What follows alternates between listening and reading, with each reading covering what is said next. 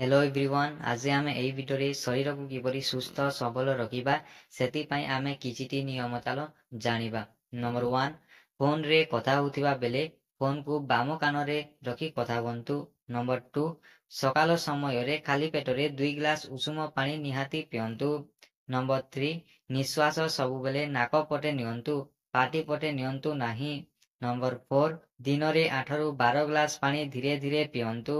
Number 5, सकाले केबे भी खाली पेटरे चा पियंतु नाही, चा पीवा द्वारा एसिड मात्रा बेसी बढ़ी थाए।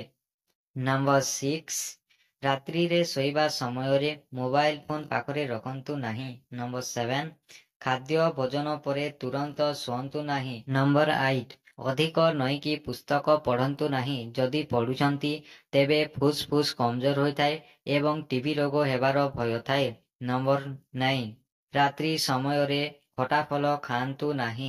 नंबर 10, निजर सोइबा रूम किंबा विश्राम करुथिबा रूम सबुबेले परिष्कार रखंतु एवं पवन जीवा आसीबा बोली व्यवस्था करंतु। नंबर 11, धला लुण बिल्कुल बंद करंतु, संदप लुण खांतु। नंबर 12, सकाल समय रे व्यायाम सबुबेले निश्चित भावरे करंतु। नंबर 13, संध्या 5टा परे भारी खाद्य खांतु नाही।